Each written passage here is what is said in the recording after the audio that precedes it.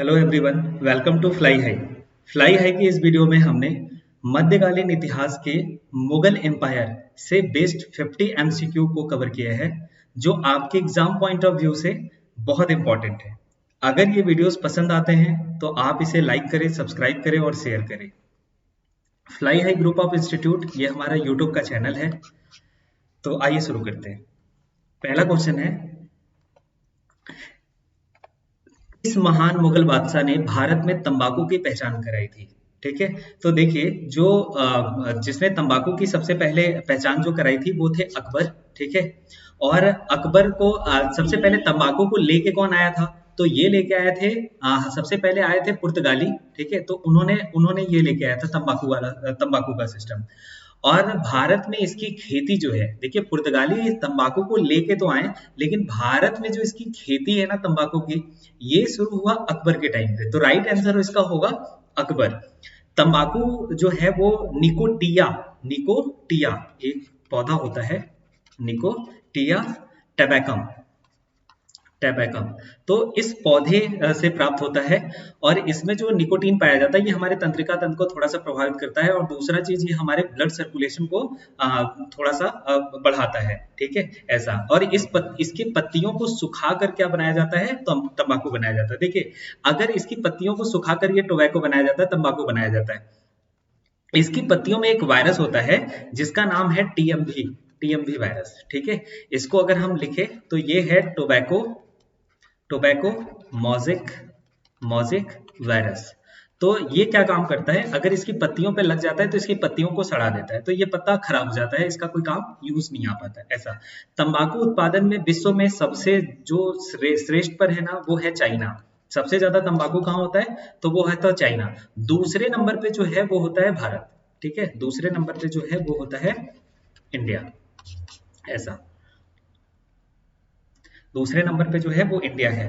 अब एक आंध्र प्रदेश का शहर है, आंध्र प्रदेश का शहर है जिसका नाम है गुंटूर, गुंटूर। तो ये गुंटूर जो है वो तंबाकू शहर, टोबैको सिटी के नाम से जाना जाता है। टोबैको सिटी के नाम से जाना जाता है, गुंटूर आंध्र प्रदेश का। तो इसका राइट आंसर क्या होगा? अकबर। नेक्स्ट, किस मुगल महान ने सती प्रथा को बंद कराने का असफल प्रयास किया था? तो देखिए, सती प्रथा को जो बंद कराने का मतलब, असफल प्रयास का मतलब ये हुआ कि अकबर ने प्रयास तो किया था, लेकिन इसमें इन्होंने कहा, इसका राइट आंसर जो होगा वो अकबर होगा। इसमें उन्होंने क्या कहा था? अगर स्त्री अपनी इच्छा से, ठीक है, अगर अपने पति के साथ मरना चाहे तो वो कर सकती है। तो ये एक तरीके का क्या हुआ, इन्होंने रोक तो लगाया, ठीक है, लेकिन इसको इस प्रयास को हम असफल कहेंगे, तो इसको पूरी तरह से बंद थोड़ी कहेंगे। ठीक है, ऐसा। तो इसका राइट आंसर जो होगा वो अकबर होगा।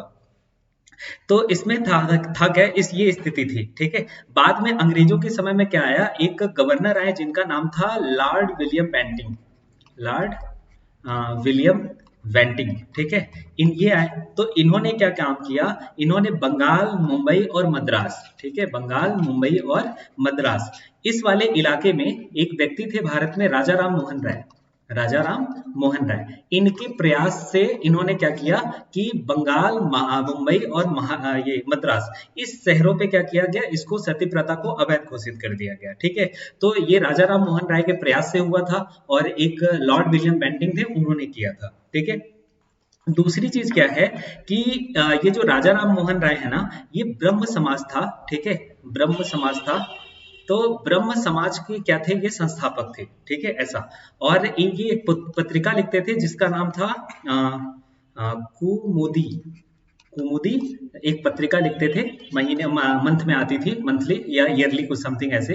तो इस पत्रिका में इन्होंने इसके बारे में बताया था। तो ये तो थे वो राजा राम थे जिन्होंने प्रयास किया था, और ये लॉर्ड विलियम बेंटिंग थे। तो इसका राइट आंसर जो होगा वो अकबर होगा। ठीक है, ऐसा। नेक्स्ट, किस भाषा में बाबर ने अपनी यादों को तुझो के बाबरी में लिखा है? तो देखिए, ये जो भाषा थी ना, वो थी तुर्की भाषा। ठीक है, ये इधर तुर्की वाले इलाके से, इधर मंगोल, इधर इस साइड से आया था। ठीक है, तो ये तुर्की में लिखा हुआ था। इसको खुद बाबर ने लिखा था, इसको जो लिखा था वो खुद बाबर ने लिखा था, और तुर्की भाषा में लिखा था। और बाबर जो था वो 1504 से आया था और 1529 तक रहा था। ठीक है, 30 में उसकी मृत्यु हो गई थी। ऐसा। और इसकी इस पुस्तक में था क्या, इसकी जो मतलब इसको देखते हुए, ठीक है, इस पुस्तक की जो बाबरनामा था या तुजुकी बाबरी था, इसकी महत्वता को देखते हुए अकबर के समय में एक अब्दुल रहीम खान खाना थे, ठीक है, अब्दुल रहीम खान खाना, ये अकबर के 9 रत्नों में एक थे, ठीक है, ऐसा, अब्दुल रहीम खाने खाना, खाने खाना। तो ये थे, ये अकबर के नवरत्नों में एक थे। इस पुस्तक की महत्वता को देखते हुए उन्होंने क्या काम किया था कि इसको फारसी में अनुवाद कराया था, इसका फारसी में अनुवाद कराया था, ठीक है, ऐसा। तो ये थे अब्दुल रहीम खान खाना, ठीक है, तो ये तुर्की में लिखा हुआ था इस पुस्तक को, और ये बाबर ने खुद ही लिखा था, ठीक है, तो राइट आंसर होगा डी। नेक्स्ट देखिए इसमें क्या है, अकबर अनपढ़ था, ठीक है, ये बात सच है, ठीक है, निसंदेह संदेहात्मक है या गलत है या किसी मतलब बिना संदेह के ये सही है। तो देखिए था क्या, अकबर को हम लोग महान के नाम से जानते हैं, द ग्रेट के नाम से जानते हैं, ठीक है। भारत में 3 ऐसे शासक थे जो महान थे, जैसे अगर हम बात करें तो एक तो खुद सिकंदर, ठीक है, ये महान था। दूसरा द अशोका ग्रेट बोलते हैं हम लोग, ठीक है, तो अशोक महान थे। और तीसरा कौन था, अकबर महान थे, ठीक है, ऐसा। तो अब था कि ये तीनों महान थे, लेकिन अनपढ़ जो था वो केवल अकबर ही था। कारण उसके पीछे क्या था, देखिए अकबर अनपढ़ था लेकिन फिर भी महान हुआ। उसके पीछे का कारण ये था ना, अकबर की प्लानिंग अच्छी थी, अकबर की रणनीति अच्छी थी, ठीक है, जिसके कारण क्या हुआ, अकबर महान बना। वरना उतनी सैनिक शक्ति तो बाबर के पास भी थी, हुमायूं के पास भी उतनी ही सैन्य शक्ति थी, अकबर के पास भी उतनी थी। आने वाली पीढ़ियों के बाद और भी साम्राज्य का विस्तार होता गया, तो साम्राज्य के क्षेत्र, सैनिक शक्ति, सब कुछ अधिक थी, लेकिन महान अकबर ही कहलाया। क्यों? क्योंकि इसकी प्लानिंग बहुत अच्छी थी, इसकी रणनीति बहुत अच्छी थी। अकबर जो था अनपढ़ होने का कारण इसके पीछे ये था कि एक रोग होता है डिसलेक्सिया, डिसलेक्सिया, इस रोग से अकबर जो है वो ग्रसित था, ठीक है। इसमें क्या होता है कि बच्चे को शब्दों के बारे में नहीं पहचान पाता, वो शब्द को उल्टा दिखता है, जैसे अगर हम बी लिखे तो उसको डी लिखेगा, ऐसा, तो शब्दों को उसको उल्टा दिखता है, तो ये होता है डिसलेक्सिया, डिसलेक्सिया, जिससे अकबर जो था वो प्रभावित था। तो इस वजह से अकबर कभी पढ़ नहीं पाया, जबकि अकबर के गुरु थे जिनका नाम था अब्दुल लतीफ, अब्दुल लतीफ, ऐसा। तो ये गुरु थे, लेकिन फिर भी अकबर कभी पढ़ नहीं पाया। कारण ये था कि इसको डिसलेक्सिया थे, ठीक है। एक मूवी है तारे जमीन पे, ठीक है, उसमें भी इस डिसलेक्सिया के बारे में बताया गया, आमिर खान के पिक्चर है, ठीक है, ऐसा। तो डिसलेक्सिया के कारण ये हो गया। देखिए एक वर्ड और होता है, इसको हम बोलते हैं डिसग्राफिया, डिसग्राफिया, ठीक, ये डिसलेक्सिया की तरह ही होता है। डिसग्राफिया क्या होता है, इसमें बच्चा जो है वो लिखने में असमर्थ होता है, वो प्रॉपर तरीके से लिख नहीं पाता, ठीक है, जब लिख नहीं पाएगा तो बच्चा समझा नहीं पाएगा, ऐसा। तो ये होता है डिसग्राफिया। ग्राफिया एक, ग्राफी एक रूट वर्ड है, ऐसा। एक और वर्ड होता है जिसको हम लोग बोलते हैं डिसकैलकुलिया, डिसकैलकुलिया, डिसकैलकुलिया, ठीक है, ऐसा। तो ये वर्ड होता है, इसमें क्या होता है, बच्चे को गणना करने में दिक्कत होती है, काउंट करने में दिक्कत होती है, ऐसा, वो असमर्थ रहता है। तो अकबर जो था डिसलेक्सिया से था। तो राइट आंसर क्या होगा, डी, बिना किसी संदेह के सच है, ठीक है, ऐसा। नेक्स्ट देखिए भारत में यातायात व्यवस्था के अंतर्गत अंग्रेजों ने सर्वप्रथम कौन सा कार्य शुरू किया था। तो देखिए भारत में जब अंग्रेजों के समय में जो पहला यातायात से रिलेटेड काम शुरू हुआ था ना, वो ग्रैंड ट्रंक जो सड़क था, जिसको शेरशाह सूरी ने बनवाया था, ये रहे शेरशाह सूरी और ये रहा ग्रैंड ट्रंक रोड, ठीक है, ऐसा। तो इसकी उन्होंने मरम्मत कराना शुरू किया था। ये जो ग्रैंड ट्रंक रोड है ना, ठीक है, इसको हम लोग सड़क ए आजम के नाम से भी जानते हैं, आजम के नाम से भी जानते हैं, ठीक है, ऐसा। और इसका जो निर्माण था वो शेरशाह सूरी ने कराया था। और इसको हम लोग उत्तरा पथ के नाम से भी जानते हैं, इसको हम लोग उत्तरा पथ के भी नाम से जानते हैं, ऐसा। या बादशाही सड़क के भी नाम से जानते हैं, बादशाही सड़क के भी नाम से जानते हैं इसको, ठीक है, ऐसा। ये जो रोड है ना, ये क्या काम करती है, काबुल से काबुल, ये अफगानिस्तान वाला इलाका, ठीक है। तो ये काबुल से होता है चट्टेगांव, ठीक है, चिट्टेगांव, चिट्टेगांव, यहां तक जोड़ती है। ये कहां पड़ता है, ये बांग्लादेश में पड़ता है, ठीक है, ऐसा। तो काबुल से लेके और यहाँ तक के जगह को जोड़ती है। ये काबुल से होते हुए, खैबर दर्रे से होते हुए पेशावर आती है, ठीक है। पेशावर से रावलपिंडी होते हुए, ठीक है, अटारी आती है, अटारी आपका बॉर्डर पड़ता है, अटारी आती है, ठीक है। अटारी से अमृतसर होते हुए, ठीक है, ये दिल्ली तरफ पहुंचती है, दिल्ली से फिर मथुरा, और मथुरा से फिर प्रयाग, प्रयाग से वाराणसी, वाराणसी से पटना, पटना से कोलकाता के ढाका तक जाती है, और ढाका से फिर ये चट्टेगांव तक जाती है। तो इस तरीके से ये पूरा ग्रैंड ट्रंक रोड है। आज के डेट में तो ये अलग अलग एनएच में डिवाइड हो गया है, ऐसा। तो ये चीज है, अंग्रेजों के समय में इसी का मरम्मत शुरू हुआ था। तो राइट आंसर क्या होगा? ऑप्शन ए, ग्रैंड ट्रंक सड़कों की मरम्मत। नेक्स्ट देखिए, शाहजहां की किस पुत्री ने कैद के समय उसकी सेवा की थी? देखिए है क्या, शाहजहां की बड़ी पुत्री थी जिसका नाम था जहां आरा, ठीक है, जहां आरा, ये रही जहां आरा, ठीक है। तो ये कैद के समय में जब औरंगजेब ने क्या किया था, अपने पिता को बंदी बना लिया था, ठीक है, एक आगरा में, एक आगरा के किले में, ठीक है, जिसका नाम है शाह बुर्ज, जिसका नाम है शाह बुर्ज। तो था क्या, इसमें बंदी बना लिया था। तो उस समय यही जहां आरा ने क्या किया था, अपने पिता की सेवा की थी, उनके आखिरी मरते दम तक, ठीक है। 1666 में, ठीक है, इसकी मृत्यु हो गई थी, ठीक है। और हुआ क्या था, शाहजहां को फिर आगरा में ही मुमताज का कब्र है, ठीक है, मुमताज के बगल में ही दफना दिया गया था, ताजमहल में ही, ठीक है, ऐसा। तो ये चीज था। तो राइट आंसर क्या होगा? ऑप्शन बी, जहां आरा। नेक्स्ट, मुर्गों का मुकाबला, कबूतरों की उड़ान तथा जादूगरी जैसे खेलों को किस काल में बढ़ावा मिला था? तो देखिए था क्या, ये सबसे ज्यादा ये जो काल था ना, ये मुसलमान काल था, जिसमें इनको क्या हुआ, बहुत ज्यादा बढ़ावा मिला था, ठीक है, मुर्गों का। और हुआ क्या था कि देखिए 1634 में, ठीक है, 1634 के आसपास में ये खेल देखने को मिलता था, ठीक है। और यह मुगल काल का समय था, 1634 का। और जिस रिंग में, ये जो रिंग है ना, जिस रिंग में मुर्गे और इनको लड़ाया जाता है, उस रिंग को बोलते हैं हम लोग cockpit, cockpit ring, cockpit ring, ऐसा। तो ये था। तो ये सबसे ज्यादा किस काल में हुआ था? तो ये मुसलमान काल में। आप समझ लीजिए, इधर बाबर वाला टाइम जो था, इधर बीच में। तो राइट आंसर क्या होगा? Option D. Next, Mirza Ghalib किस सम्राट किस समय में थे? तो देखिए था क्या, मिर्जा गालिब जो थे, वो बहादुर शाह जफर, बहादुर शाह द्वितीय इनको बोला जाता है, या बहादुर शाह जफर भी बोला जाता है। तो इनके समय में ये मिर्जा गालिब थे। हुआ क्या था कि देखिए, जो अंतिम बादशाह थे ना, 1857 का जब युद्ध हुआ था, 1857 की जो क्रांति हुई थी, इस क्रांति में जो जिनको नेता बनाया गया था ना, जो हेड में थे, वो थे यही बहादुर शाह जफर द्वितीय, ठीक है। इनकी जो एज थी वो तकरीबन 69 के आसपास थी। शाम का हिसाब किताब एकदम साफ था इनका, ठीक है। और ये देख ही नहीं पाते थे, ये था। बुजुर्ग जो थे वो नेता बने थे। तो हुआ क्या, ये हुमायूं के मकबरे में छुपे हुए थे, जहां से इनको पकड़ा गया। और उस समय होता क्या था कि यंगून लेके जाया जाता था, ठीक है, जो ये इस तरह क्रांतिकारी ऐसे जो पकड़े जाते थे अंग्रेजों के हाथे, तो उनको यंगून लेके जाया जाता था। तो उस समय कोई ऐसे ट्रेन और इस तरह की सुविधा फ्लाइट की तो थी नहीं, तो बंदरगाह के थ्रू लेके जाया जाता था। तो कोलकाता में एक बंदरगाह था, ठीक है, जिसको हम लोग दमदम बोलते थे, ठीक है, दमदम पत्तन। तो दमदम पत्तन के पास क्या करते थे, मिर्जा गालिब को लेके गए और एक बोट पे फेंके।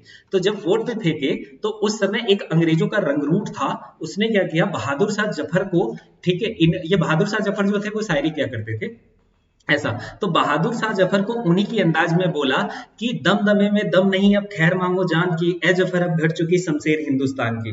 तो बहादुर शाह जफर ने भी जवाब दिया। जवाब में क्या दिया, गाजियों में बू रहेगी जब तलक ईमान की, तख्त लंदन तक चलेगी तेज हिंदुस्तान की। और आ जाइए आप जलियांवाला बाग हत्याकांड, उधम सिंह जनरल डायर को जाके लंदन में गोली मार देते हैं, और ये पूरा वाक्य छप के आता है कि दमदमे में गाजियों में बू रहेगी जब तलक ईमान की, तख्त लंदन तक चलेगी तेज हिंदुस्तान की, ऐसा। तो ये थे बहादुर शाह जफर, और ये अंतिम शासक थे। देखिए औरंगजेब के बाद क्या हुआ था, औरंगजेब के बाद जितने भी शासक आए थे ना, ठीक है, उनके अंदर जो थी वो एक तो अच्छी खासी संपत्ति थी, और कोई काबिल नहीं थे। यही कारण था मुगलों के पतन का, ऐसा। तो बहादुर शाह जफर जो थे वो अंतिम थे, इनके बाद से पूरा मुगल एम्पायर ही खत्म हो गया, ऐसा। तो option B right answer. Next, Jahangir की निम्नलिखित पत्नियों में से किसने आत्महत्या की थी? ठीक है, तो देखिए था क्या कि जहांगीर की जो पत्नियां थी ना, उसमें शाह बेगम जो थी, ठीक है, उन्होंने क्या किया था, आत्महत्या किया था। इसी शाह बेगम को मानबाई के नाम से भी जाना जाता है, ठीक है, इन्हीं को मानबाई के नाम से जाना जाता है। और जहांगीर ने अपने जो इनका पहला पुत्र हुआ था, देखिए ये जो मानबाई थी ना, या शाह बेगम थी, इनसे पहले जो हुई थी वो पुत्री हुई थी, ठीक है, डॉटर हुई थी। बाद में जो हुआ था वो पुत्र हुआ था, सन हुआ था।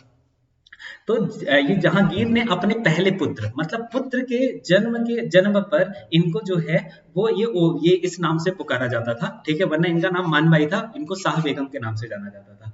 और इनका जो पहला पुत्र था ना उसका नाम था खुसरो, ठीक है, उसका नाम था खुसरो। तो हुआ क्या था, ये जो मानबाई थी ना ये थोड़ा सा मतलब क्या थी, इस समय मानबाई जो थी वो क्या काम करती थी, एक बीमारी से ग्रसित थी, दिमागी बीमारी से जिसको बोला जाता है। और जो ये खुसरो था ना इसका अपने पिता के प्रति सही व्यवहार नहीं था, और जब सही व्यवहार नहीं था तो ये बात इनको खटक गई और इन्होंने क्या किया था, आत्महत्या कर लिया था। तो ये शाह बेगम जो है इनका मकबरा भी इधर खुसरो बाग पड़ता है एक इलाहाबाद में, ठीक है, इलाहाबाद, इसी को अब प्रयागराज के नाम से भी जाना जाता है, ठीक है। तो इलाहाबाद में खुसरो बाग पड़ता है, उसी खुसरो बाग में इनकी माता का भी और ये खुसरो का इनके पुत्र का भी इनका पूरा मकबरा है, ठीक है। आप इलाहाबाद स्टेशन से जब उतरेंगे काला डाड़ा की तरफ जो एक रास्ता पड़ता है उधर रास्ते में खुसरो बाग पड़ता है, ऐसा। तो ये सीन है, तो ऑप्शन बी राइट आंसर है। नेक्स्ट, निम्न में से कौन बाबर की पत्नी नहीं थी, ठीक है। तो देखिए था क्या, इसमें से गुलबदन जो थी वो बाबर की पत्नी नहीं थी, ठीक है। माहम जो थी वो बाबर की पत्नी थी, गुलरुख बाबर की पत्नी थी, दिलदार बाबर की पत्नी थी, लेकिन गुलबदन जो थी वो बाबर की बेटी थी, ठीक है, ऐसा। हुमायूं की बहन बाबर की बेटी थी। तो इसका जो आंसर होगा, राइट आंसर होगा वो गुलबदन होगा। देखिए ये जो गुलबदन थी ना इसी की माता का नाम दिलदार था, तो दिलदार तो बाबर की पत्नी ही हो गई, ठीक है। और गुलबदन था, बाबर के टोटल जो पुत्र हुए थे ना वो 4 हुए थे जिनका नाम आता है। एक का नाम तो आता है हुमायूं, ठीक है, ऐसा। दूसरा जो थे वो थे कामरान, कामरान। तीसरा जो थे वो थे अस्करी, ठीक है, अस्करी। और चौथा जो थे वो थे हिंदाल, ठीक है, हिंदाल। तो ये बाबर के 4 पुत्र थे, और ये हुमायूं की जो थी वो सगी बहन नहीं थी, ठीक है, ऐसा। तो सौतेली बहन थी गुलबदन, ठीक है, लेकिन हुमायूं से काफी ज्यादा ये करीब थी, काफी ज्यादा प्यार करती थी, ऐसे। तो राइट आंसर जो होगा वो गुलबदन होगा। गुलबदन बेगम की जो थी कहानी सुनाने की जो शैली थी ना वो बहुत अच्छी थी। अकबर जो हुमायूं का बेटा था अकबर, उसको अपने बुआ की कहानी सुनाने की शैली बहुत अच्छी लगती थी। अकबर हमेशा बैठ के कहानी सुना करता है। अकबर ने ही इनसे हुमायूं के बारे में और अपने दादा बाबर के बारे में कहानी सुनने की जिद की। ये कहानी सुनाने की शैली इनकी बहुत अच्छी थी।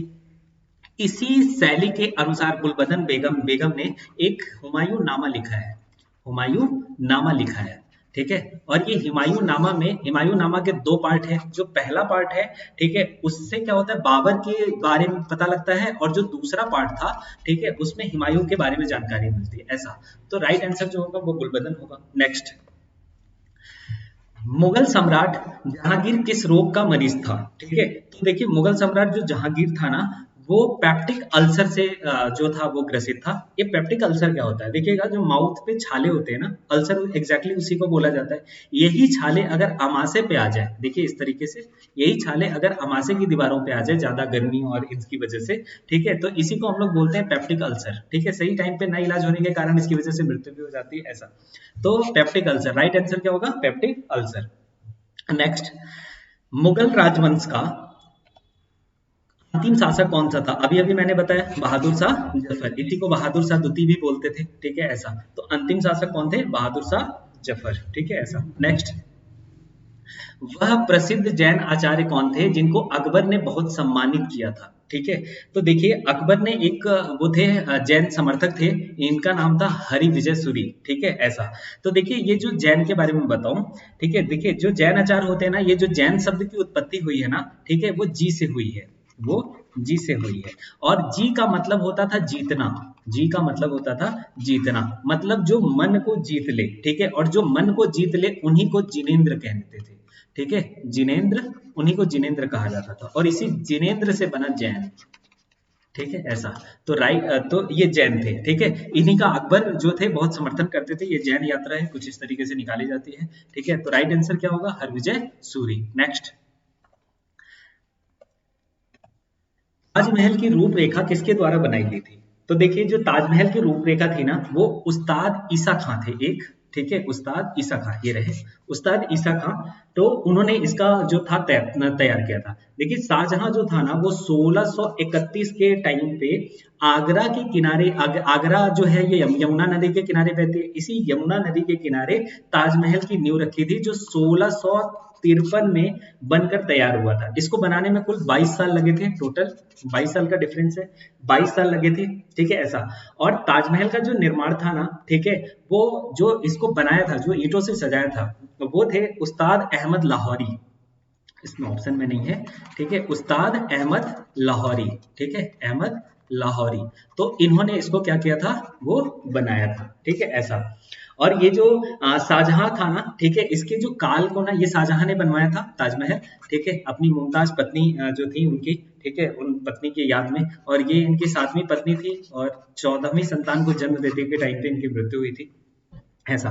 तो शाहजहां का जो शासन काल है ना, वो स्थापत्य कला का स्वर्ण काल माना जाता है, क्योंकि अच्छी अच्छी चीजें तो इसी के टाइम पे बनी, ठीक है, इसलिए ऐसा माना जाता है। और शाहजहां की जो बड़ी बेटी थी ना जहांआरा, ठीक है, वो उसने क्या किया था, उसने दिल्ली में जामा मस्जिद बनाया था। देखिए इस बात मैं समझाता हूँ, ठीक है, दिल्ली में इसने जामा मस्जिद भी बनाया था। ये आगे एक क्वेश्चन है, मैं उसमें डिटेल इसको समझा दूंगा। तो इसका राइट आंसर क्या होगा, उस्ताद ईसा खां, ठीक है। नेक्स्ट, महाराणा प्रताप के घोड़े का क्या नाम था। देखिए महाराणा प्रताप के घोड़े का नाम चेतक था, ठीक है। और ये जो थे तकरीबन 1576 के आसपास का टाइम है। और 18 जून का 18 जून 1576 इसमें हल्दी घाटी का युद्ध हुआ था, ठीक है। तो ये मेवाड़ के राजा थे महाराणा प्रताप, ठीक है, अच्छा भूमिका निभाए थे। और जब ये मतलब क्या बोलते हैं, युद्ध में अकबर जब तक ये जिंदा थे ना, इसने अकबर की अधीनता को कभी स्वीकार नहीं किया था।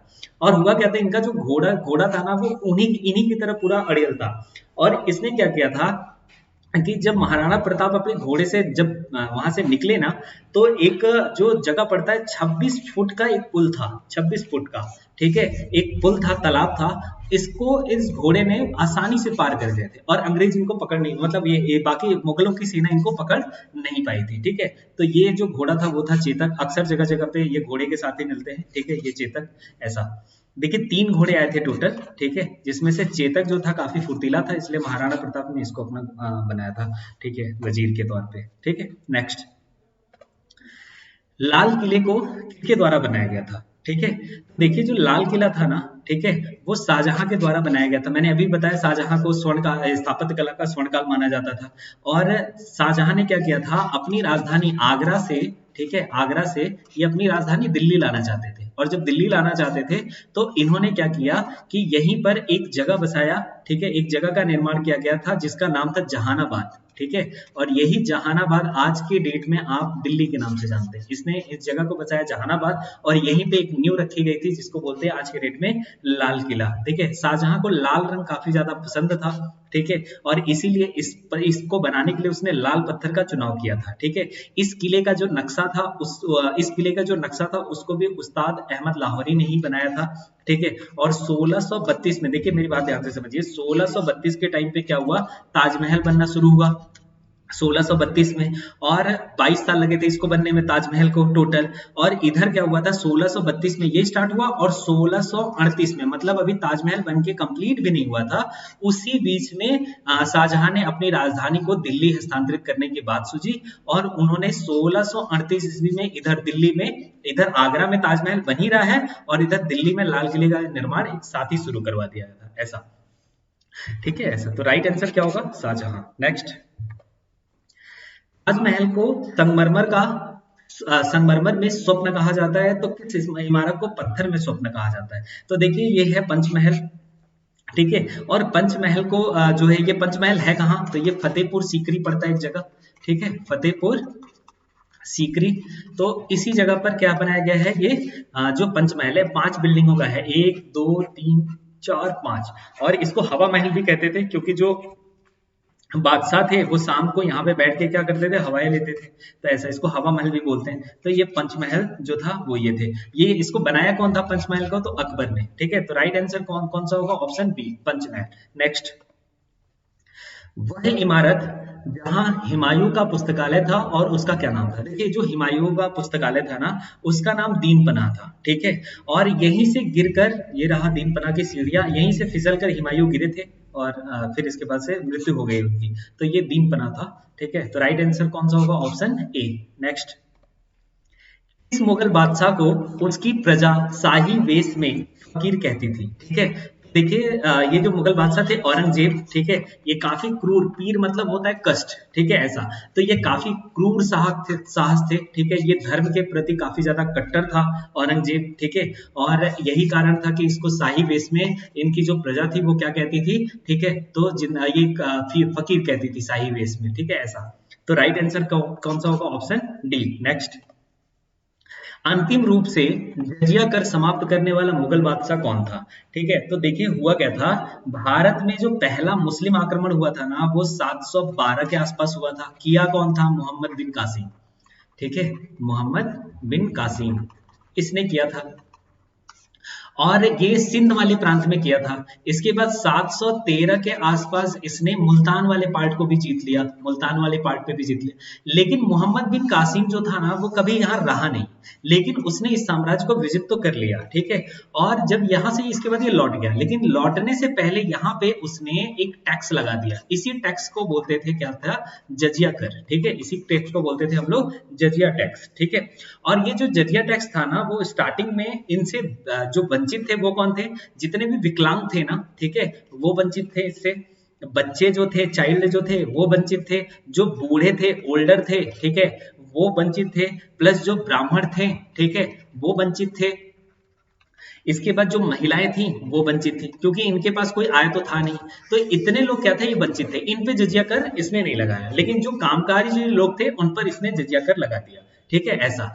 तो अब हुआ क्या कि ये तो मोहम्मद बिन कासिम ने शुरू किया। इसके बाद हुआ क्या, इस जजिया कर को समाप्त जो करने का मतलब इस जजिया कर को थोड़ा सा अलग लेवल पे लेके कौन कौन गए? फिरोज शाह तुगलक, ठीक है, फिरोज शाह तुगलक, FST। तो इसने क्या किया, ब्राह्मणों को भी जजिया कर लगाने के लिए, ब्राह्मणों पर भी जजिया कर लगा दिया गया, ठीक है। तो ये जजिया कर प्लस ही हुआ। इसके बाद आए अकबर। अकबर थोड़ा सा धर्म को लेके काफी ज्यादा सेंसिटिव था, ठीक है। और यही कारण था कि अकबर के टाइम पे मुगल सेना में सबसे ज्यादा हिंदू थे। इसने क्या किया कि जजिया कर को समाप्त कर दिया, ठीक है। इसने क्या किया, अकबर ने जजिया कर को समाप्त कर दिया। लेकिन अकबर के बाद आए औरंगजेब। मैंने अभी बताया धर्म को लेके थोड़ा सा मतलब ज्यादा सेंस वो था, ठीक है, ऐसा क्रूर था। तो औरंगजेब आया। औरंगजेब ने क्या किया, इस जजिया कर को दोबारा से लागू कर दिया, ठीक है, पुनः चालू कर दिया जजिया कर को। इसके बाद औरंगजेब के बाद जो मुगल सेना आई ना, वो क्या थी, वो थोड़ा सा वीक आई, ठीक है। वीक आई मतलब उस लेवल पे लोग नहीं आए, यही कारण था मुगलों के पतन करने का। और औरंगजेब के बाद एक व्यक्ति आया जिनका नाम था मोहम्मद शाह, ठीक है, इनका नाम था मोहम्मद शाह। और ये मोहम्मद शाह क्या थे कि ये थोड़ा सा मतलब एक तरीके का कह सकते थे अय्याश किस्म का व्यक्ति था। और यही कारण था कि इसकी जो प्रजा थी ना, वो इसको इसके नाम के आगे, मोहम्मद शाह के नाम के आगे एक शब्द आता है रंगीला, ठीक है, उस शब्द से इसको नवाजा गया, ठीक है। और ये इतना उसमें था कि कभी कभी बिना वेश का ही प्रजा के बीच में पहुंच जाता था, ठीक है ऐसा। तो जो मन करता था वो करता था। कभी कभी क्या काम करता था, जितने पुराने कैदी थे उनको छोड़ देता था और उनकी जगह पे नए कैदी भर देता था, बिना किसी कारणवश, ठीक है ऐसा। और तो ऐसा था। तो मोहम्मद शाह रंगीला ये आए, ठीक है। जब लेकिन मोहम्मद शाह रंगीला ने एक काम बहुत अच्छा किया। मोहम्मद शाह रंगीला ने क्या काम किया कि जजिया कर जो था उसको पूरी तरह से खत्म कर दिया। तो अंतिम रूप से जो जजिया कर समाप्त करने का श्रेय किसको जाता है? मोहम्मद शाह रंगीला को, ठीक है ऐसा। तो राइट आंसर क्या कौन सा होगा? Option D. नेक्स्ट देखिए, नेक्स्ट जो है वो मुगल स्थापत्य कला में पिट्रा ड्यूरा का क्या अर्थ होता है, ठीक है। देखिए होता क्या है, ये जो पिट्रा ड्यूरा थी क्या थी? एक शैली थी, ठीक है, और इसको ईरान से लाया गया था, ठीक है। और ये होता क्या था, जो ताजमहल जो बना ना, तो ताजमहल पे क्या था, व्हाइट पत्थर पे जो जवाहरात थे ना, उनकी जो क्या होती थी, उनकी जड़ावट, उनकी सजावट, ताकि दूर से पहले क्या था, ताजमहल में हीरे और ये सब लगे हुए थे, लेकिन अंग्रेजों ने क्या किया, इसको निकाल लिया गया, ठीक है ऐसा। तो ये जो जवाहरात की जो सजावट थी ना, इसी को हम लोग बोलते हैं पिट्राडोरा शैली, ठीक है। इसी शैली में ये सजावट थी। तो इसका राइट आंसर कौन सा होगा? संगमरमर के पत्थर पर जवाहरात से की गई जड़ावट, ठीक है ऐसा। नेक्स्ट, भारत में चार बाग शैली का प्रथम मकबरा कहाँ है, ठीक है।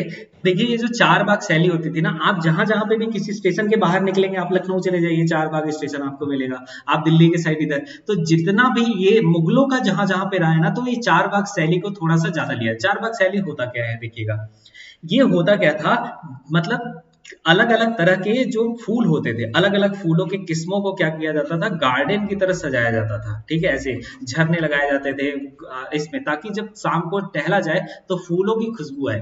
ठीक है, ये शुरुआत बाबर ने किया था, बाबर ने इसकी शुरुआत कर दी थी। ठीक है, लेकिन उस लेवल पे ये नहीं था ऐसा। तो अब बाबर ने इसकी इसकी शुरुआत की थी, तो शुरुआत का टाइम जो है वो बाबर का माना जाएगा ऐसा।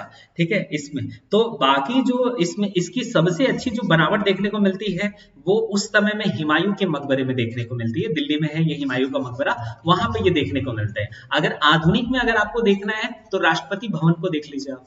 ठीक है, राष्ट्रपति भवन भी इसी शैली पर बना हुआ है। ठीक है, कौन सी शैली, तो ये चारबाग शैली पे पूरा चारों तरफ से सजावट। आजकल तो स्टेशनों के बाहर भी ये देखिए, स्टेशनों के बाहर भी इस तरह की सजावट होती है, तो इस सजावट को बोलते हैं चारबाग शैली ऐसा। तो राइट आंसर कौन सा होगा इसमें, ठीक है, तो इसका राइट आंसर हुआ हुमायूं का मकबरा। इस शैली को प्रथम मकबरा कहां बनाया गया, तो हुमायूं का मकबरा, तो ऑप्शन ए। नेक्स्ट, इसमें क्या था, बैसाला बंदोबस्त किससे संबंधित है। ठीक है, देखिए इसमें है क्या, ये टोडरमल से संबंधित है। इसमें था क्या, ये अकबर के शासनकाल में थे टोडरमल। अगर ये शासन पूछता कि किसके समय में था तो ऑप्शन होता, आंसर होता अकबर। ठीक है, अकबर इसके समय पे हुआ था, एक टोडरमल थे।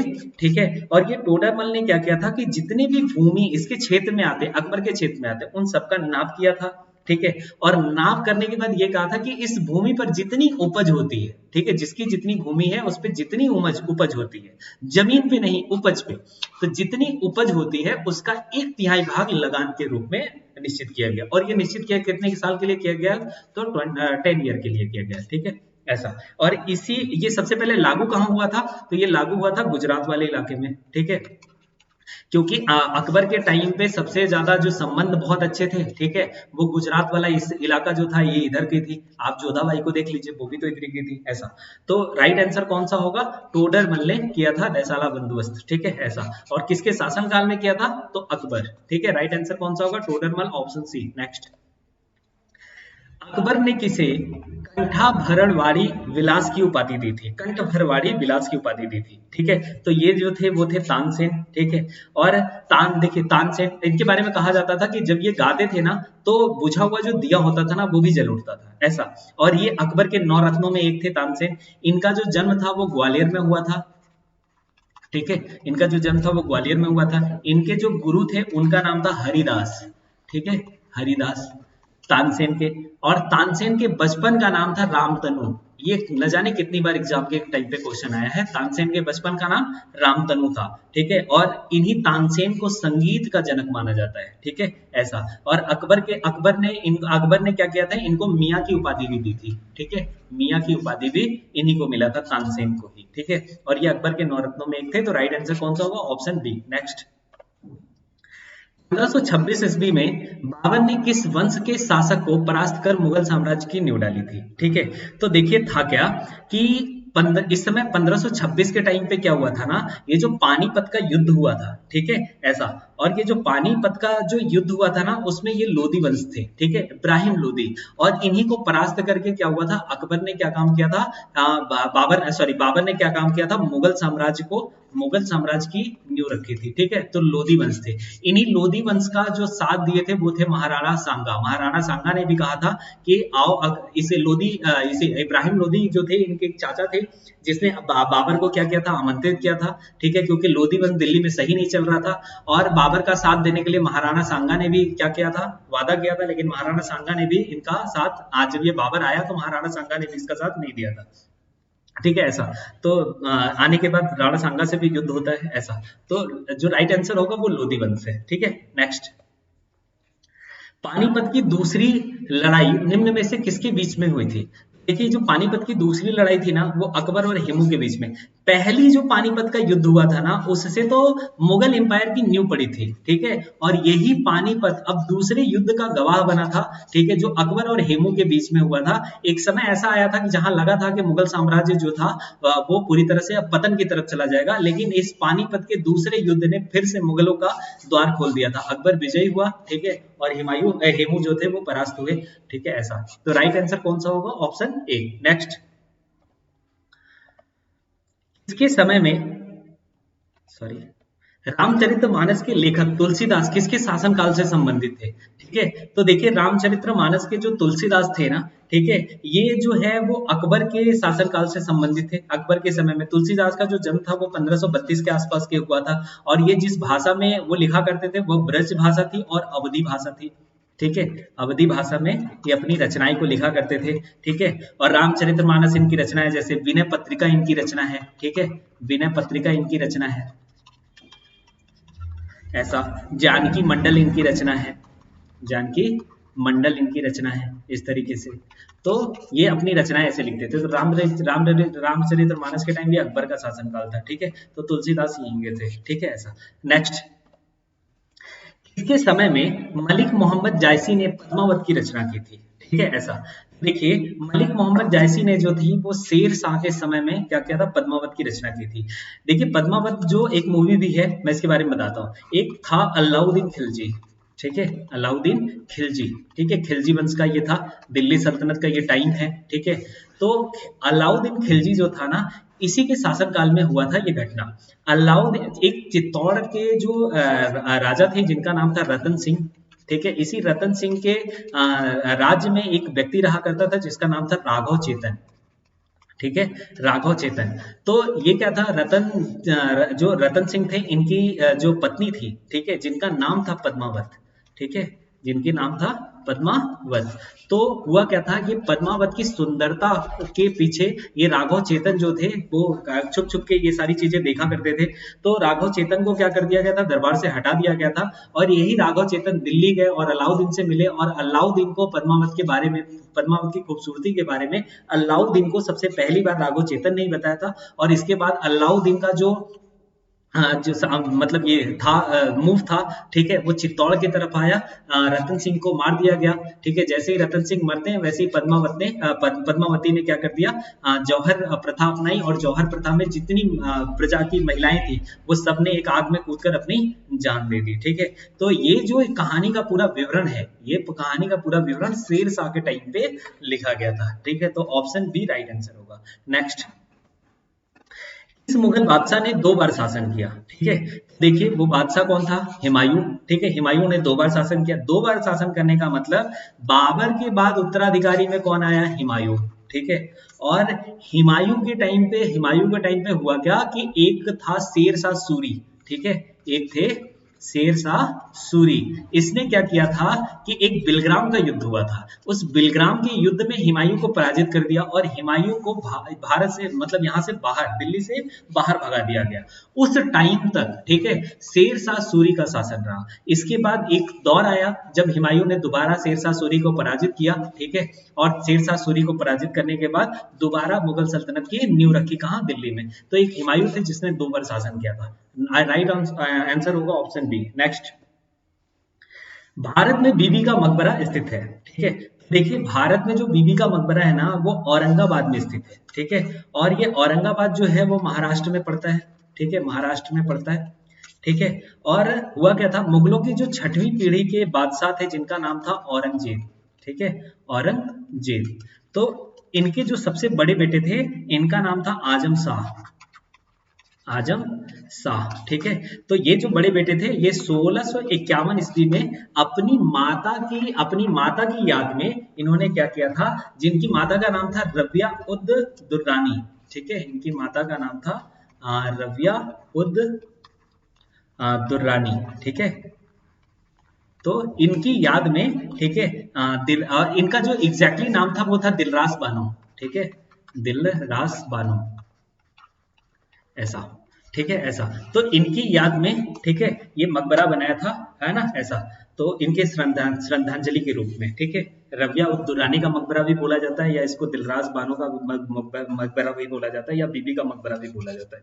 तो राइट आंसर होगा ऑप्शन सी। नेक्स्ट, इस मुगल बादशाह को पहले आगरा में दफनाया गया, बाद में उसकी विधवा ने उसके शव को काबुल में दफनाया। ठीक है, ऐसा। तो इसका जो राइट आंसर होगा वो ऑप्शन बी होगा। बाबर को पहले यहाँ दफनाया गया था, आगरा में, और इसके बाद में इसकी पत्नी ने इस बाबर के शव को यहाँ से हटाकर कहाँ दफना दिया, काबुल में। ठीक है, ये काबुल का सीन, बाबर का मकबरा। ठीक है, ऐसा। तो राइट आंसर कौन सा होगा, ऑप्शन ए।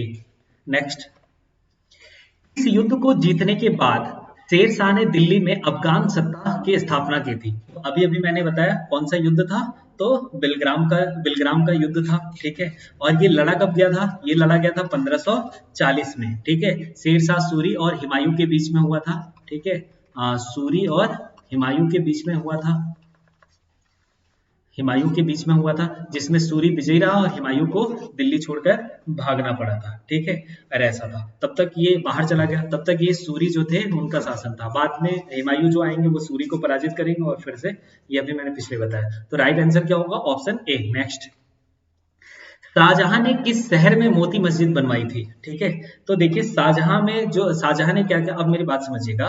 देखिए सबसे ज्यादा कंफ्यूजन कौन सा होता है, एक दिल्ली में है जामा मस्जिद, एक दिल्ली में है जामा मस्जिद, ठीक है ऐसा, और एक आगरा में है जामा मस्जिद, आगरा में है जामा मस्जिद, ठीक है ऐसा। एक है आगरा में मोती मस्जिद, आगरा में है मोती मस्जिद, ठीक है, ये है आगरा में। और एक है दिल्ली में मोती मस्जिद, एक है दिल्ली में मोती मस्जिद। तो देखिए है क्या, ये आगरा में जामा मस्जिद, सॉरी दिल्ली में जामा मस्जिद और आगरा में मोती मस्जिद, ये दोनों बनवाया था शाहजहां ने, ठीक है। ये दोनों मतलब बनाया था शाहजहां ने, ठीक है ऐसा। और ये जो आगरा में ये जामा मस्जिद जो है आगरा में, इसको बनवाया था जहांआरा ने, जहांगीर की पुत्री ने, ठीक है, जहां आरा ने, ठीक है, ये बनवाया था। और ये जो दिल्ली का मोती मस्जिद है, इसको बनवाया था औरंगजेब ने, ठीक है ऐसा। तो इसका जो राइट आंसर कौन सा होगा, शाहजहां ने, तो ये कहां बनवाया था, ठीक है, मोती मस्जिद। तो देखिए ये है मोती मस्जिद, ये आगरा में। तो राइट आंसर कौन सा होगा, ऑप्शन सी, ठीक है। दिल्ली का जामा मस्जिद और आगरा का मोती मस्जिद, ये दोनों किसने बनवाया था, शाहजहां ने, और ये है कहां, आगरा में। तो राइट आंसर कौन सा होगा, ऑप्शन सी। नेक्स्ट, किस मुगल बादशाह ने जजिया कर को पुनः लगाया था, अभी अभी मैंने पिछला बताया, ठीक है। तो ये जो मुगल बादशाह थे वो कौन थे, ठीक है, तो ये थे सॉरी औरंगजेब ने इसको पुनः लगा दिया था, ठीक है ऐसा। इसके बाद औरंगजेब के बाद कौन आएगा, मोहम्मद शाह रंगीला, जो उसने पूरी तरह से खत्म कर दिया था, ठीक है ऐसा। तो राइट आंसर कौन सा होगा, ऑप्शन सी। नेक्स्ट, पटना को प्रांतीय राजधानी किसने बनाया था। तो देखिए पटना, ये शेरशाह सूरी ने जब हुमायूं को पराजित करके अपना अफगान शासन सत्ता को इसमें लाया ना, तो उसने क्या काम कर दिया शेरशाह सूरी ने, ठीक है, को पटना को एक नया शहर बसाया जिसका नाम था पाटलिपुत्र, ठीक है, पाटलिपुत्र। और इस पाटलिपुत्र को अपनी राजधानी बनाया, ठीक है। तो पटना शहर किसने, इसी को बाद में कौन पटना नाम से जाना गया। तो ये पटना शहर बसाया कौन था, शेरशाह सूरी ने, और इसी को अपनी प्रांतीय राजधानी बनाया था। तो option A right answer. Next, ठीक है, ये जानी प्रणाली हो गया है, एग्जैक्टली ये जब्ती प्रणाली है, ठीक है, जब्ती प्रणाली। तो ये जब्ती प्रणाली किसकी उपज थी, ठीक है। तो देखिए ये जो जब्ती प्रणाली थी ना, ये शेरशाह की उपज थी। शेरशाह ने क्या किया था, ये जमीन पर 1/3, मतलब उपज पर नहीं, जितनी जमीन है उस पर 1/3 क्या काम किया था, वो टैक्स लगा दिया था, ठीक है। अब ये जमीन पर है, चाहे फसल हो चाहे ना हो, लेकिन जमीन पर 1/3 का टैक्स भरना। तो ये थे कौन, शेरशाह ने, ठीक है। तो राइट आंसर कौन सा होगा, ऑप्शन सी। नेक्स्ट, इस मुगल बादशाह को जिंदा पीर कहा जाता था, ठीक है। तो देखिए मैंने औरंगजेब का नाम लिया था, ये धर्म के प्रति थोड़ा सा कट्टर था, ठीक है, और इसी को क्या बोलते थे, जिंदा पीर की उपाधि दी जाती थी, ठीक है। तो औरंगजेब ने क्या काम किया था, ठीक है, तो ये इसको जिंदा पीर बोला जाता था, ठीक है ऐसा। तो राइट आंसर कौन सा होगा, ऑप्शन बी। नेक्स्ट, इस बादशाह के अंतर्गत मुगल सेना में सर्वाधिक हिंदू सेनापति थे। मैंने बताया अकबर में थोड़ा धर्म को लेके थोड़ा काफी ज्यादा वो था, ठीक है, और धर्म से रिलेटेड ये काफी ज्यादा सबको एक बराबर समझने की बहुत मतलब इसने पहल भी की, ठीक है। तो राइट आंसर कौन सा होगा, ऑप्शन ए अकबर, ठीक है। तो सबसे ज्यादा इसमें हिंदू थे। नेक्स्ट, इस सिख गुरु की मृत्यु के लिए औरंगजेब जिम्मेदार है। तो देखिए था क्या कि सिखों के 9वें गुरु थे जिनका नाम था गुरु तेग बहादुर, ऑप्शन बी गुरु तेग बहादुर। तो इनके 9वें गुरु थे सिखों के, ठीक है। तो ये क्या काम कर दिया था, धर्म परिवर्तन, मतलब जो किसी भी धर्म का उसमें उसको क्या किसमें कन्वर्ट करना चाहते थे, ये मुस्लिम धर्म में, ठीक है। तो ये जो गुरु तेग बहादुर थे, ये गोविंद साहब थे, इनकी ये 5वें पुत्र थे, ठीक है, 5वें पुत्र थे, जिनकी हत्या कौन कर दिया था, गुरु तेग बहादुर ने, सॉरी औरंगजेब ने, ठीक है, किसकी, गुरु तेग बहादुर की। तो राइट आंसर कौन सा होगा, ऑप्शन बी। नेक्स्ट, मुगल काल में निम्नलिखित बंदरगाहों में से किसको बाबुल मक्का या मक्का द्वार कहा जाता था? ठीक है, तो देखिए इसका जो राइट आंसर होगा वो होगा सूरत। ठीक है, देखिए जो भारत का ये जो सूरत था ना, यहीं पे सब आए थे, पुर्तगाली भी इधर ही आए थे और अंग्रेज भी इधर ही आए थे। जो इधर से जितने भी आए सब किधर ही आए, इसी वाले इलाके में आए, क्योंकि उस समय पानी का एक ही मार्ग हुआ करता था और इसी मार्ग के जरिए सब पहुंचे, तो इसको बोला जाता था सूरत। राइट आंसर कौन सा होगा? Option D. नेक्स्ट, अकबर ने किसे कविराज या कविराय की उपाधि दी थी? ठीक है, तो देखिए अकबर ने क्या काम किया था, बीरबल थे, बीरबल भी इनके 9 रत्नों में एक थे, अकबर के 9 रत्न थे, 9 रत्नों में बीरबल भी एक थे। तो बीरबल को इसने क्या किया था, इन्होंने क्या किया था, कविराय या कविराज की उपाधि दी थी।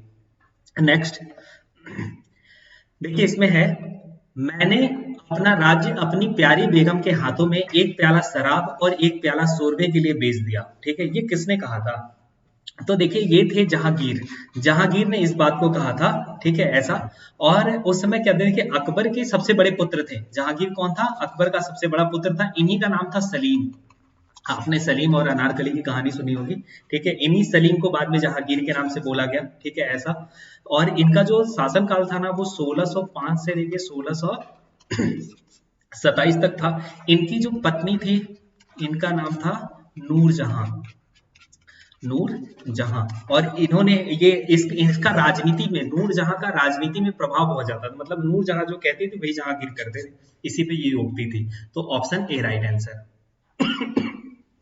नेक्स्ट, अकबरनामा किसने लिखा है? ठीक है, तो देखिए अकबरनामा जो थे वो ये अब्दुल फजल ने लिखा था। ठीक है, अब्दुल फजल भी अकबर के 9 रत्नों में एक थे, ये भी 9 रत्नों में एक थे। तो राइट आंसर कौन सा होगा? ऑप्शन डी, अब्दुल फजल। नेक्स्ट, मुगल सम्राट औरंगजेब कौन सा वाद्य यंत्र बजाते थे? तो देखिए जो औरंगजेब थे ना, वो बीड़ा बजाते थे। सबसे बड़ी चीज, औरंगजेब संगीत से बड़ा नफरत करता था। यही कारण था कि औरंगजेब के समय में जितने भी संगीत से रिलेटेड थे ना, उन सबको अपने दरबार, अपने वो क्षेत्र से भगा दिया था। और यही कारण था, जब ये अपने क्षेत्र से सभी भाग गए तो ये जगह जगह पे जाके अपना जीवन यापन करने लगे। तो औरंगजेब के समय में ही संगीत का, जब ये जगह जगह पे जाके अपने संगीत का प्रचार करने लगे, तो संगीत का सबसे ज्यादा विस्तार किसके समय पे हुआ? औरंगजेब के समय पे होगा। ठीक है, जबकि ये संगीत और खुद किस क्या बजाता था, ये बीड़ा बजाते थे। ठीक है, तो राइट आंसर कौन सा होगा? Option C. नेक्स्ट, शाहजहां के काल में कौन यूरोपीय यात्री भारत आया था? ठीक है, तो देखिए शाहजहां के काल में पीटर मुंडी जो थे, वो भारत आए थे। और ये देखिए विलियम हॉकिंस जो है और टॉमस रो जो है, ये जहांगीर के टाइम पे भारत आया था। ठीक है, जहांगीर के टाइम पे भारत आए थे। और ये पीटर मोंडो जो थे, वो शाहजहां के टाइम पे भारत आए थे। ठीक है, तो राइट आंसर कौन सा होगा? Option D. नेक्स्ट, मयूर सिंहासन किस मुगल इमारत में रखा गया है? ठीक है, तो देखिए ये जो मयूर सिंहासन है ना, ठीक है, वो दिल्ली के लाल किले के दीवाने आम में रखा गया है, या इसी को दीवाने खास बोला जाता है, तो उसमें रखा गया है। ये जो मयूर, देखिए होता क्या है, मयूर को जो है हम अरबी भाषा में ताउस बोलते हैं, ताउस बोलते हैं। ठीक है, ऐसा। तो मयूर को, मयूर मतलब मोर, मोर को इसमें अरबी भाषा में हम लोग क्या बोलते हैं? ताउस। इसीलिए मयूर सिंहासन को हम लोग तख्ते ताउस के नाम से जानते हैं, तख्त ए ताउस के नाम से भी हम लोग जानते हैं, ऐसा। तो ये राइट आंसर क्या होगा इसका? Option D. ठीक है, और ये दिल्ली में है, दिल्ली के लाल किले में दीवाने आम में है। ठीक है, ऐसा। तो राइट आंसर कौन सा होगा? Option D. नेक्स्ट, इस जाट नेता ने अकबर के कब्र को लूटा था? ठीक है, तो देखिए एक जाट नेता थे जिनका नाम था राजा राम। ठीक है, इन्होंने अकबर के कब्र को लूटा था, ऐसा। तो राइट आंसर कौन सा होगा? Option A. नेक्स्ट,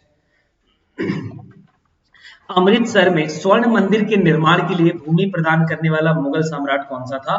ठीक है, तो देखिए अमृतसर का जो स्वर्ण मंदिर बना था, इसके लिए जो भूमि दिए थे ना, वो थे अकबर। मैंने अभी बताया अकबर जो है सभी धर्मों को एक समान मानने के लिए काफी पहल भी किया था। ठीक है, तो राइट आंसर कौन सा होगा? Option B, Akbar. नेक्स्ट,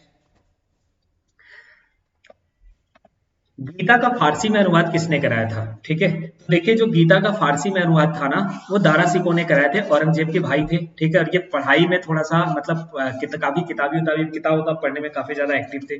ठीक है, तो दारा सिकों थे, इन्होंने कहा था। शाहजहां के ये पुत्र भी थे। ठीक है, शाहजहां के पुत्र औरंगजेब भी थे। तो राइट आंसर कौन सा होगा? Option D, Dara Shikoh. Next,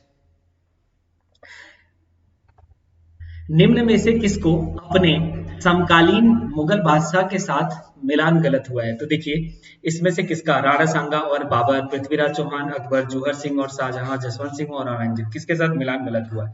तो देखिए अभी मैंने बताया था कि पानीपत का जो युद्ध हुआ था जिसमें लोधी वंश की बाबर को आमंत्रित करने में राणा सांगा का भी हाथ था, तो बाबर के साथ तो राणा सांगा का मिलान सही है। ठीक है, एक व्यक्ति थे, ठीक है, देखिए पृथ्वीराज चौहान और अकबर, ठीक है, पृथ्वीराज चौहान और अकबर के टाइम पे देखिए हुआ क्या था, ये जो ऑप्शन है वो है गलत। ठीक है, ये ऑप्शन जो है गलत, अकबर के टाइम पे पृथ्वीराज चौहान थे ही नहीं। ठीक है, पृथ्वीराज चौहान और अकबर का कुछ ऐसा हिसाबी किताब नहीं था, तो ऑप्शन बी राइट आंसर होगा। और ये जो तीसरा ऑप्शन है ना, जो जूझर सिंह और शाहजहां, ठीक है, तो हाँ, जूझर सिंह और शाहजहां, ये एक विद्रोह हुआ था जिसका नाम है बुंदेलखंड का विद्रोह। ठीक है, तो बुंदेलखंड के विद्रोह में, ठीक है, शाहजहां के टाइम पे बुंदेलखंड में हुआ था जिसको जूझर सिंह ने किया था। ठीक है, ऐसा तो ये भी सही ऑप्शन है। इसके बाद है जसवंत सिंह और औरंगजेब। ठीक है, तो देखिए हुआ क्या था कि अकबर के टाइम पे इधर राजपूताना जो संबंध थे बहुत अच्छे थे। ठीक है, आमेर हुआ, मेवाड़ हुआ, और एक जगह पड़ता है जोधपुर, इसी जोधपुर का शासक था जिसका नाम था जसवंत सिंह। ठीक है, ऐसा तो अब इसने, औरंगजेब ने क्या किया, इस राजपूताना नीति को जब चेंज किया ना, ठीक है, और जसवंत सिंह के मरने के बाद, ठीक है, तो राजपूताना संबंध यहाँ से खराब होने लगे थे, ऐसा। तो राइट आंसर कौन सा, देखिए जसवंत सिंह और औरंगजेब तो साथ में, जूझर सिंह और शाहजहां का भी विद्रोह था, राणा सांगा और बाबर का भी हिसाब किताब था, लेकिन पृथ्वीराज चौहान और अकबर का नहीं था। तो राइट आंसर कौन सा होगा, ऑप्शन बी। ठीक है, ऐसा। तो नेक्स्ट, ये था 50 क्वेश्चन का एमसीक्यू। अगर ये एमसीक्यू आपको अच्छे लगते हैं, ये सेट 1 था हिस्ट्री का, ठीक है, आने वाले समय में अगर ये सेट अच्छे लगते हैं, ठीक है, आपने इसको सराहा, तो आने वाले समय में मैं और भी हिस्ट्री एमसीक्यू के सेट लाऊंगा। अगर ये वीडियोस पसंद आते हैं तो आप इस चैनल को लाइक करें, सब्सक्राइब करें और अपने दोस्तों को भेजें। Thank you.